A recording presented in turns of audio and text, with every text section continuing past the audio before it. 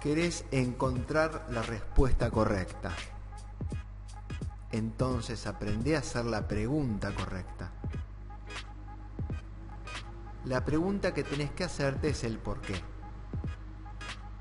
El secreto es el por qué. ¿Por qué debo estudiar neurofisiología clínica? Una vez que encuentres esa pregunta, encontrarás la motivación. La motivación en lenguaje científico la denominamos justificación. La justificación es el motivo por el cual debemos realizar alguna investigación. La justificación es el motivo que te va a dar la respuesta que estás buscando.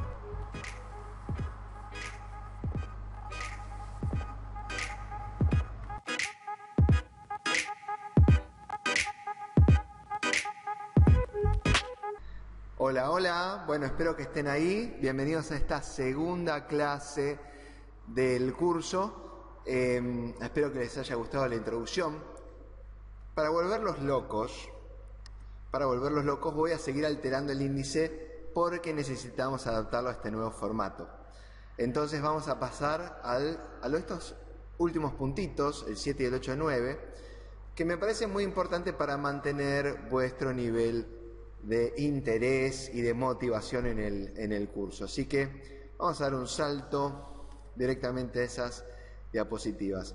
Y les comento de antemano, a ver, como verán está en inglés esto, porque es recordatorio de mis últimas épocas por allá por Portugal, por eso lo tengo en portugués. Aquí está. Bueno, el por qué les quiero dar esta charla. Primero porque me hubiera encantado, si bien no es una charla curricular o no está dentro del programa, me hubiera encantado que algún profesor, algún docente de la facultad me hable con esta sinceridad y transparencia de qué es lo que lo motivó a estudiar lo que quiera que fuera que hayan estudiado cuando se decidieron a realizar sus capacitaciones o especializaciones. Entonces, comparto con ustedes este viaje personal o esta toma de decisiones a nivel personal que fue realizada de manera estructurada, como intento ser yo. En realidad, ustedes habrán notado, suelo ser desestructurado, pero a la hora de trabajar o de tomar decisiones, trato de forzar la máquina y tornarme en una persona extremadamente estructurada. Me cuesta el doble de trabajo, porque soy, insisto, una persona que intenta ser espontánea, intenta ser desestructurada, pero dentro del quirófano, dentro del ámbito de trabajo, hay que hacer un doble esfuerzo para seguir protocolos de comportamiento y de actuación. Esto viene a cuento de que cuando tomé la decisión de estudiar lo que estudié, también fue una toma de decisión estructurada. En medicina, el porqué se llama justificación. En cualquier trabajo científico, en cualquier tesis doctoral, cuando vos tenés que hacer una tesis doctoral, vas a ver uno de los ítems que es la justificación. Y eso no es ni más ni menos que el porqué o el motivo que te llevó a realizar esa tesis doctoral. Entonces, como uno actúa de la manera que aprende, a la hora de tomar decisiones, uno habla en lenguaje científico o se estructura de la manera que aprendió. Si fueras jardinero, actuarías de una manera, si fueras carpintero de otra, pero yo que soy científico, estructuro mis decisiones de esta manera y se las quiero compartir con ustedes. Justificación de por qué decidí estudiar lo que estudié. Entonces, si decimos que la justificación es el por qué, primero, cuando ustedes decidan estudiar esto, primero tiene que interesarles.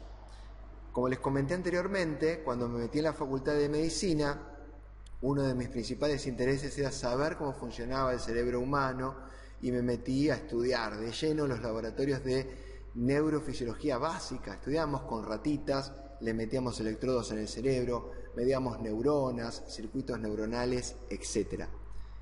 Eso es fisiología básica. Básica porque es a nivel experimental, no es a nivel clínico, no se aplica a los seres humanos o a los pacientes.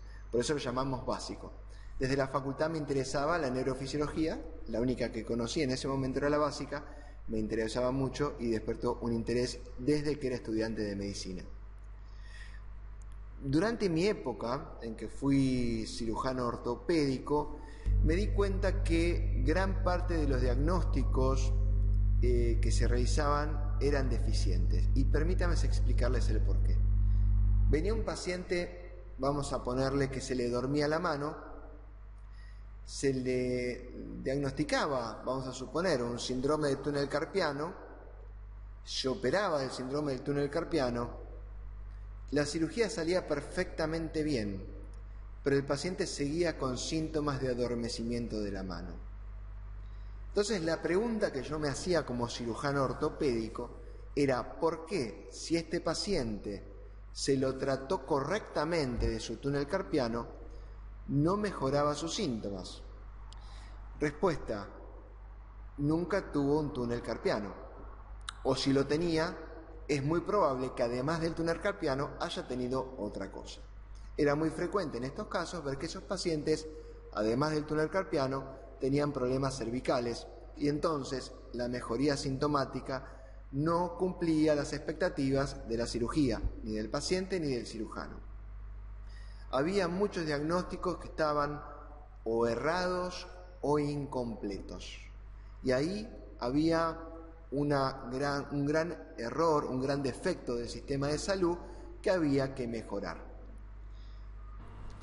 Y si recordarán la diapositiva de cómo se encaja o se estructura este tipo de servicios dentro de un hospital, van a recordar que se realiza en hospitales de alta complejidad, de tercer nivel, en hospitales que se encuentran habitualmente en las grandes ciudades, y dentro de esos hospitales, para que un paciente acceda a nuestros servicios, tenía que atravesar innumerables barreras y muros, porque este servicio estaba bunkerizado dentro de un servicio central, de un hospital central, y a su vez tenía que venir referenciado por médicos especialistas. Imagínense el pobre paciente que venía en silla de ruedas, todos los obstáculos que tenía que atravesar para llegar ante nosotros. La idea era ¿por qué no facilitar estos estudios? En vez de que el paciente venga al hospital, en vez de que la montaña vaya a Mahoma, Mahoma vaya a la montaña. Ese fue uno de los motivos también. En cuanto a la docencia, siempre me gustó dar formación al respecto, ya que lo realizaba en la neurofisiología básica, tanto en investigación como en docencia en la facultad, y me gusta compartir los conocimientos con ustedes. Entiendo que los conocimientos, he tenido suerte de tener excelentes docentes a lo largo de la facultad, docentes que no han sido mezquinos conmigo a la hora de transmitirme sus conocimientos. Personas y profesionales que al igual que yo entienden que uno no es dueño del conocimiento científico.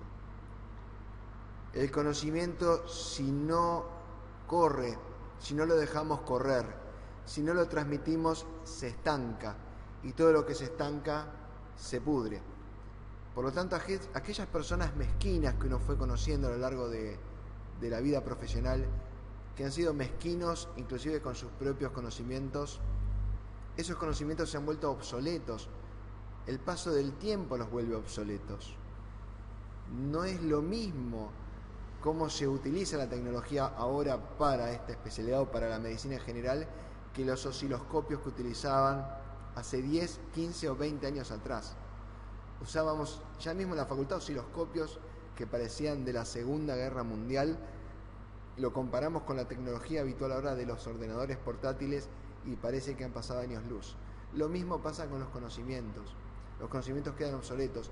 Hay que transmitirlos. Así por lo menos pienso yo. Quiero también replicar una experiencia europea. No quiere decir que la idea de transmitir estos conocimientos es algo nuevo, la idea de implementar esta especialidad es algo nuevo, algo con lo que no he tenido experiencia. No. La idea de que estemos hoy aquí es porque estoy replicando una experiencia que ya realicé en Europa.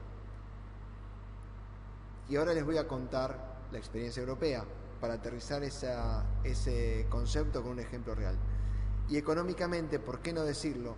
Uno no se tiene que sonrojar porque se dedica a lo que le gusta, a lo que uno tiene vocación médica y de servir a la gente, no tiene por qué estar reñido con la posibilidad de ganarse dignamente un sueldo. Y económicamente las cosas como son. Este tipo de especialidad, al ser tan exclusiva, quienes nos dedicamos a ella, ganamos tal vez, no somos los que estamos arriba de la pirámide económica, pero estamos de la mitad para arriba. Y en cuanto a los técnicos, los que brindan asistencia para este tipo de estudios, también. Se los pongo como ejemplo. Un técnico de neurofisiología clínica, por ejemplo, dentro del quirófano, gana lo mismo que la instrumentadora y un poquito más arriba. Por lo tanto, económicamente es rentable. Y ahora les quiero contar, compartir con ustedes la experiencia europea de esto que les estoy contando en cuanto a facilitar extramuros unos estudios complejos. Y como me gusta hacerlo, se los voy a contar en forma de un cuentito muy breve. Nos vemos a la vuelta.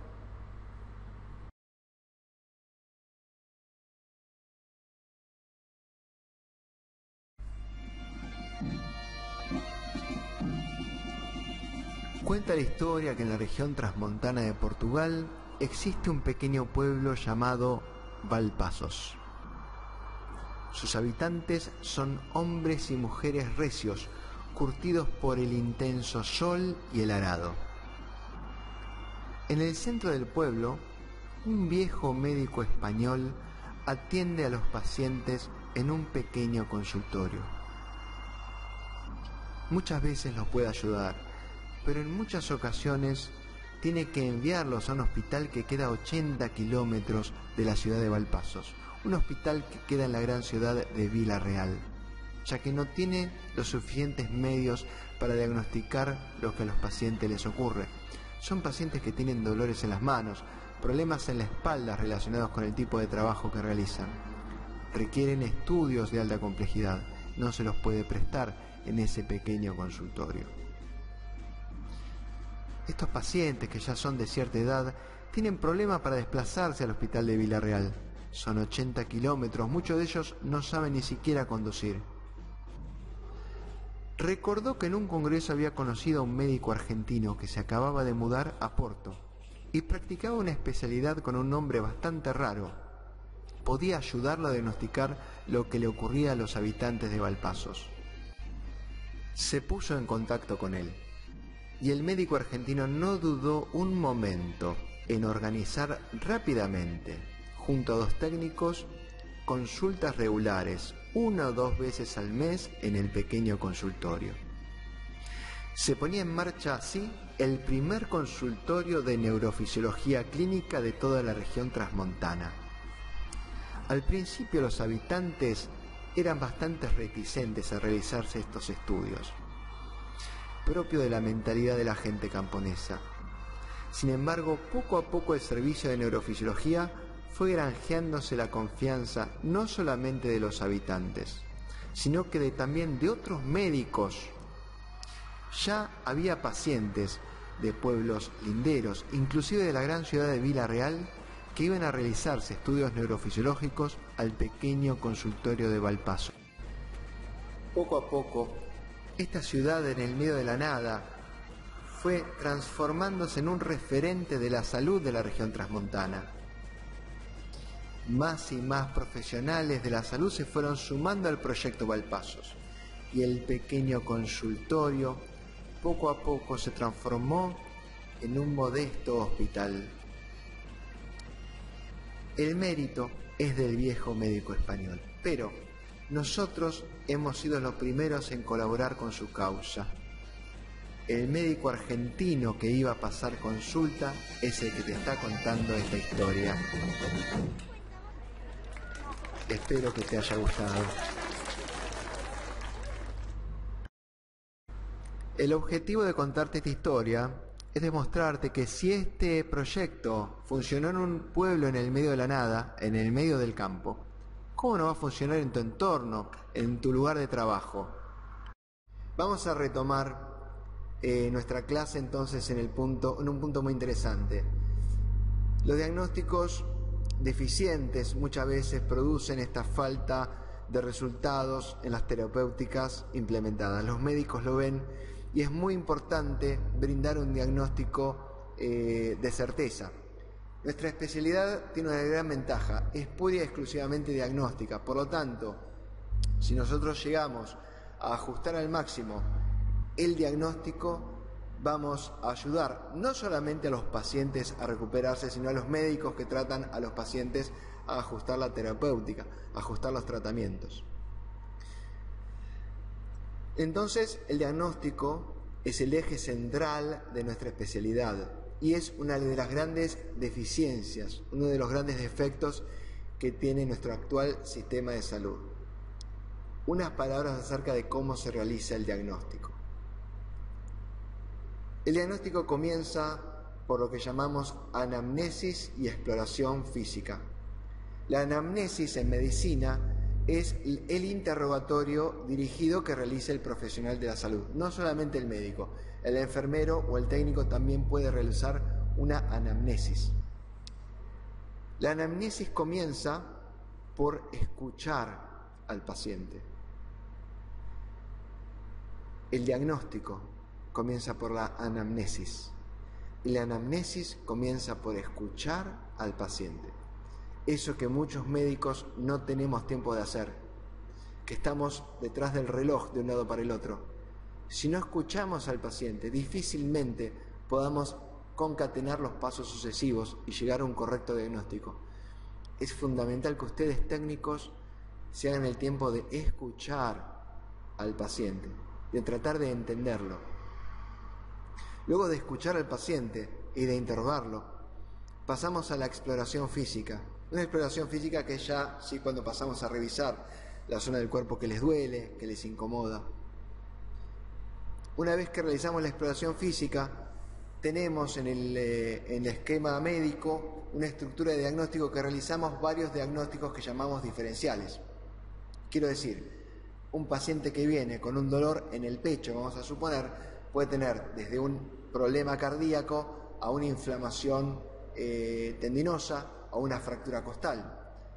Esos diagnósticos, esas posibilidades diagnósticas, los llamamos diagnósticos diferenciales. Y la manera de desempatar esas probabilidades diagnósticas es a través del punto 3, que son los estudios complementarios. En el caso del paciente con un dolor en el pecho, llegamos al diagnóstico de certeza, que es cuando ya descartamos aquellos diagnósticos que eran sospechados, los descartamos, porque por ejemplo le hacemos un electrocardiograma y nos da normal, le hacemos una radiografía y encontramos una fractura en una costilla, entonces ya sabemos que el diagnóstico de certeza es una fractura de costilla y no un infarto, en el ejemplo que les estoy dando. Entonces, volviendo al esquema, el diagnóstico comienza por la anamnesis, escuchar al paciente es parte de la anamnesis, luego es el interrogatorio dirigido, exploración física, una lista de diagnósticos diferenciales, y en base a esos diagnósticos diferenciales pedimos un estudio complementario específico. Paciente que tiene un problema en la mano, le duele la mano. Escuchamos al paciente, el paciente se pudo haber golpeado, puede ser un trabajador que realiza tareas manuales, realizamos diagnósticos diferenciales. En el caso de este paciente con dolor en la mano, un diagnóstico diferencial puede ser que tenga una fractura o una fisura por algún traumatismo de baja energía, que tenga un problema en el tendón, una inflamación tendinosa, o que tenga un problema en el nervio, en algún nervio, en las estructuras que llevan la inervación a la mano. ¿Cómo realizamos este diagnóstico de certeza? ¿Cómo sabemos lo que definitivamente tiene este paciente? Realizando los estudios complementarios. Le hacemos una radiografía, vemos que no tiene ninguna fractura, le hacemos una ecografía y vemos que los tendones se ven perfectamente bien, no hay ningún tendón cortado. Le podemos pedir una resonancia magnética y vemos que los cartílagos articulares no tienen ningún problema. Le pedimos una electromiografía y vemos que el nervio cubital, por ejemplo, puede estar afectado. Llegamos al diagnóstico de certeza que ese paciente tiene dolor en la mano por un problema en el nervio cubital. ¿Cómo lo logramos? A través de una electromiografía. Los estudios complementarios más usados, como les anticipé en la diapositiva anterior, son los estudios de imágenes, las radiografías, la resonancia magnética. la tomografía axial computarizada, estudios de laboratorio, cuando le sacan un análisis de sangre para ver si un paciente tiene anemia, por ejemplo. Los estudios neurofisiológicos son muy usados. Los estudios neurofisiológicos son muy solicitados. Tenemos ecografías Doppler, anatomía patológica, que es cuando nos dan el resultado de una biopsia. La medicina nuclear ya es un estudio más avanzado para ver si hay una inflamación o una metástasis en alguna parte del cuerpo en especial. Pero fíjense cómo los estudios neurofisiológicos son muy empleados y hay pocos lugares donde se pueden realizar. En mi caso particular, todos los caminos conducían a la neurofisiología clínica. Entonces desarrollé una estrategia antes de tomar la decisión de estudiar esta especialidad. Tracé una línea que cada uno tendrá su método particular, pero yo les recomiendo que hagan esto, que es bastante simple y que todos podemos comprender. Hice 3 cajoncitos, uno con las ventajas que tiene el hecho de estudiar esta especialidad, otro con las desventajas que tiene este área y las posibles soluciones que voy encontrando. En cuanto a las ventajas que tenemos en este campo, es que es un estudio muy solicitado. Alta demanda significa que este estudio es altamente solicitado. Los equipos que utilizamos en la actualidad, la ciencia ha avanzado mucho, la tecnología también, gracias a Dios, son equipos portátiles, equipos que podemos llevar de un lugar al otro.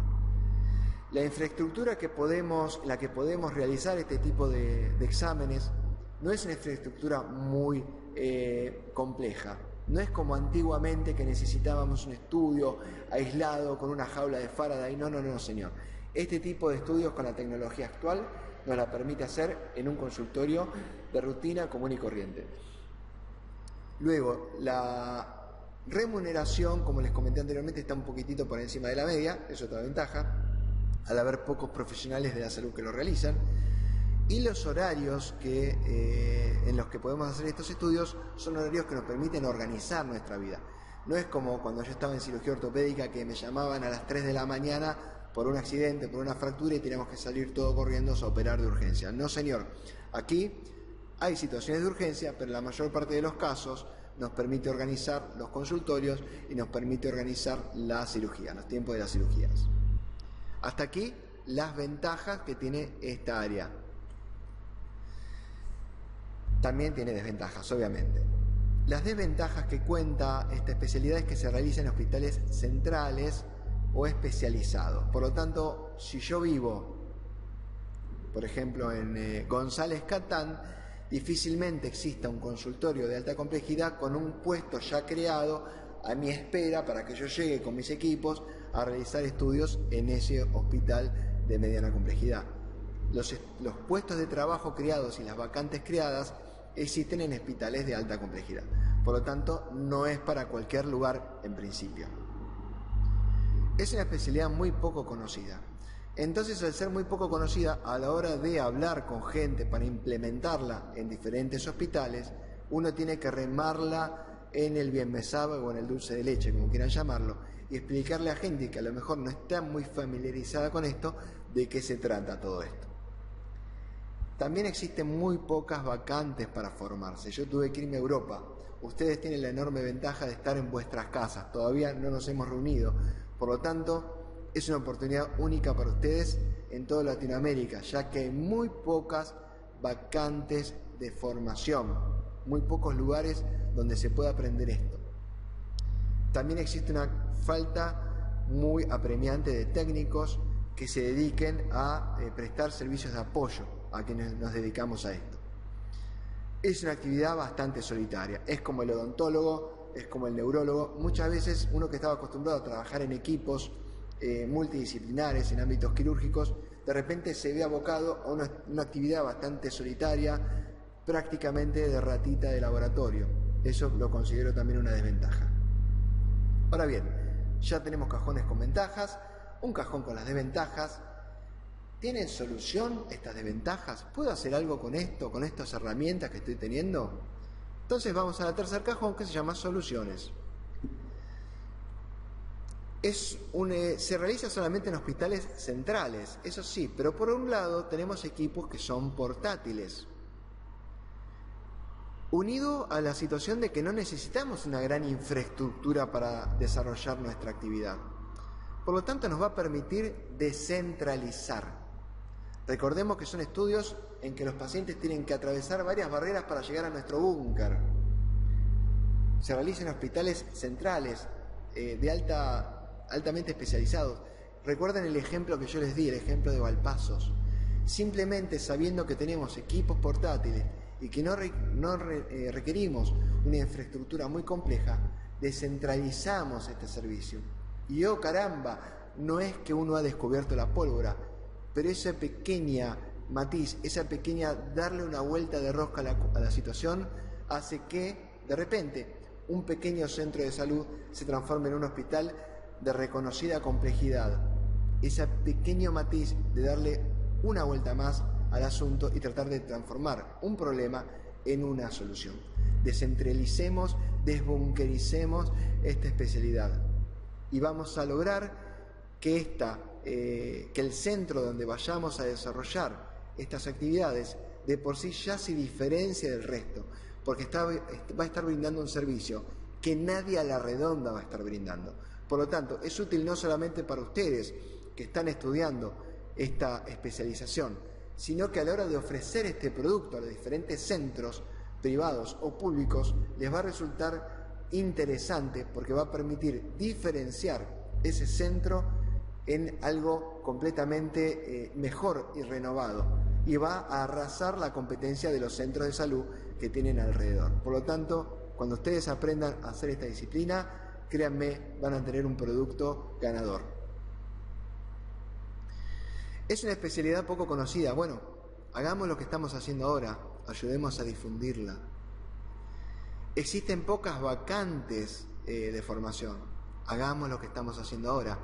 Creemos, generemos cursos profesionales de formación. Hay una falta de técnicos en el país. Bueno, además de hacer cursos de formación, despertemos el interés en gente que tiene condiciones y que pueden desempeñarse perfectamente en este área, es lo que estamos haciendo.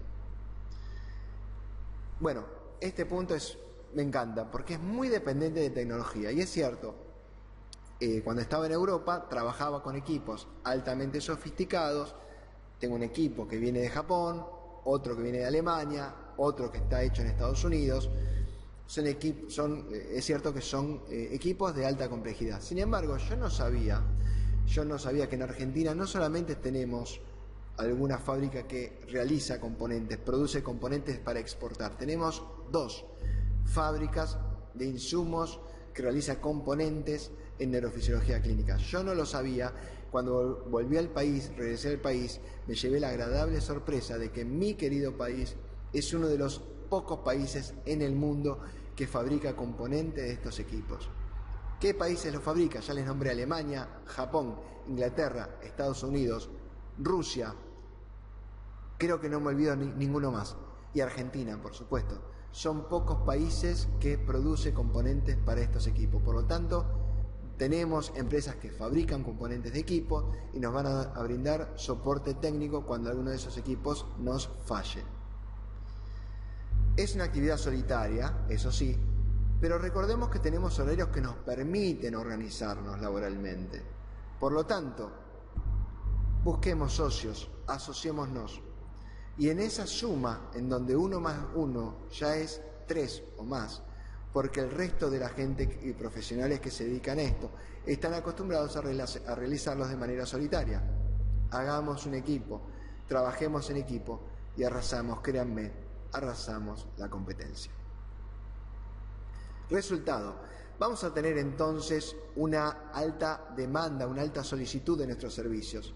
Vamos a brindar un servicio especializado exclusivo, en donde en aquel hospital o aquel centro de salud donde lo vamos a implementar, nos va a agradecer por jerarquizar ese centro hospitalario, como ocurrió en Valpasos, que creció enormemente solo por brindarle un tipo de servicios que nadie a la redonda, a 180 kilómetros a la redonda, se lo podía brindar.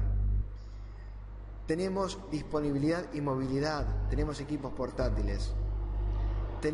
Vamos a desempeñar también una función social de llevar servicios de alta complejidad, donde antes los pacientes, con sus imposibilidades para movilizarse, tenían que atravesar innumerables puertas para llegar hasta nosotros. No, señor, somos nosotros los que llegamos ahora a esos pacientes que no se pueden movilizar.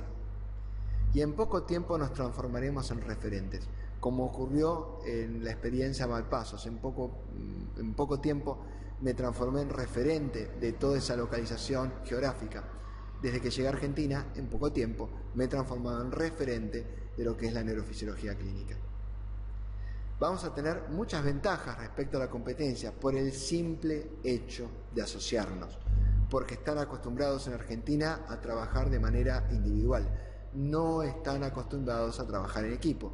Seamos inteligentes, saquémosles ventaja a esta posibilidad que tenemos de trabajar como un equipo. Les comenté que la remuneración, que es un tema recurrente, lo sé, no es muy elegante de tratar, lo sé, pero seamos realistas, estamos trabajando y necesitamos ganarnos el pan a fin de mes. No puede estar reñido hacer una actividad asistencial y de vocación con una remuneración acorde y agradable, que a su vez nos retroalimente positivamente para seguir ejerciendo la profesión entusiasmados y con vocación. Nos permite tener autoempleo. Una desventaja, como les comenté antes, nuestro puesto de trabajo no está creado, no está generado en un hospital, porque es muy rara, es muy poco específica. Sin embargo, el hecho de poder trasladarnos en distintos centros de salud, de trabajar asociados, de trabajar en equipo, nos permite, a diferencia de otras tecnicaturas, a generarnos autoempleo. Podemos organizar nuestros horarios de una manera más eficiente y de esa manera también poder organizar nuestra vida personal y familiar, conciliar nuestra vida familiar con nuestra vida profesional. Cuestión que me resultaba muy compleja cuando me dedicaba a una actividad meramente quirúrgica. Y finalmente, y lo estoy viviendo y quiero transmitírselos a ustedes, contagiarlos a ustedes y compartirlo con ustedes, nos va a permitir obtener un crecimiento exponencial. Profesional, por supuesto, y personal también. En cuanto a las metas que queremos lograr en nuestras vidas privadas, y esto ya es más personal que lo personal, conciliación entre el trabajo y la familia, una realización profesional, poder desempeñar un rol social que nos permita volver a congraciarnos, aquellos que hemos tenido, tengo que asumirlo, tengo que admitirlo, hemos tenido crisis de fe con nuestra profesión en algunos momentos de nuestra vida profesional, cuando estamos cansados, agotados, mal remunerados, sin dormir, podemos empezar a tratar mal a la gente, mal a los pacientes, ya no creemos en lo que hacemos, no creemos muchas veces en nada, terminamos agotados. A mí me ha permitido dedicarme a esta apasionante área de la salud, reconciliarme con mi actividad profesional. Después de una crisis de fe, de una crisis de vocación que he tenido, me ha permitido reconciliarme con mi actividad laboral y profesional. Desempeñar un rol social, no solamente, como cualquier actividad, inclusive aquellas actividades quirúrgicas, llegan a un momento que son rutinarias, hasta podemos decir que se tornan tan monótonas que se tornan aburridas. Pero muchachos, demos vuelta a la página. Aburrido puede ser amasar pan, pero si nosotros empezamos a ver que cuando amasamos el pan, no solamente alimentamos a una persona, sino que enseñando a amasar pan, podemos solucionar vidas o colaborar con las vidas de otras personas, ya el hecho de amasar pan cobra una nueva dimensión, un nuevo significado. Porque en definitiva, hacer una electromiografía o hacer un estudio neurofisiológico sí es algo mecánico, pero démosle media vuelta de rosca más. Entendamos que esto realmente sirve para ayudar al paciente que está viniendo aquejado de un problema, de un dolor, al médico a la hora de organizar o de direccionar un determinado tratamiento, al Sistema Nacional de Salud, le permite ahorrar dinero a la hora de tratar a un paciente de algo que no se tiene que tratar. A un pequeño centro de salud en la localidad de Malpasos hemos colaborado en transformarla en un hospital. Entonces, nuestra humilde tarea de amasar pan, de hacer estudios neurofisiológicos, ayuda a más gente que a un simple paciente que viene o un paciente que viene con un dolor en una mano. Seamos conscientes de esto. Nos permite tener una independencia económica. Al manejar nuestros propios horarios, nuestro propio trabajo, nos tornamos en independientes económicamente, no dependemos de un salario. Aunque en estos momentos de crisis y de pandemia bien nos vendría un sueldo fijo, pero en la mayor parte de los casos no vivimos bajo situación de pandemia y nos permite, en cuanto más trabajo, más gano. Y todo esto que les acabo de comentar, y les digo sinceramente y transparentemente, van a aumentar nuestra vocación en el trabajo profesional que vamos a desarrollar en la salud. Lo sé. Te entiendo perfectamente. Me dirás, ¿y todo esto qué tiene que ver con el curso? No te confundas, tal vez esta haya sido la clase más importante de toda la cursada. Nuestra justificación, como viste en la introducción, es así como llamamos a la motivación el lenguaje técnico, el lenguaje científico. Nuestra justificación, nuestro porqué. Si logramos descubrir nuestro porqué, y el secreto es el porqué, si logramos descubrir nuestro porqué, vamos a lograr mantener toda esta justificación, toda esta motivación a lo largo de todo nuestro trabajo, a lo largo del día a día. Eso es lo que yo quiero, gente motivada, que no tiene que ser estable nuestra motivación a lo largo de todo nuestro trabajo, todos los días. Todos podemos flaquear, pero es importante que vos descubras tu porqué y es importante que lo renueves cada vez que flaquees, cada vez que te quedes débil en el día a día del trabajo. Es parte fundamental de esta formación que te mantengas motivado y que descubras el porqué. Primera tarea de la segunda clase. Vas a redactar la justificación en una hoja. Pero no te apresures, tenés que ser metódico. Puedes utilizar el método de los 3 cajones que acabas de ver en el presente tutorial. Ventajas, desventajas y soluciones.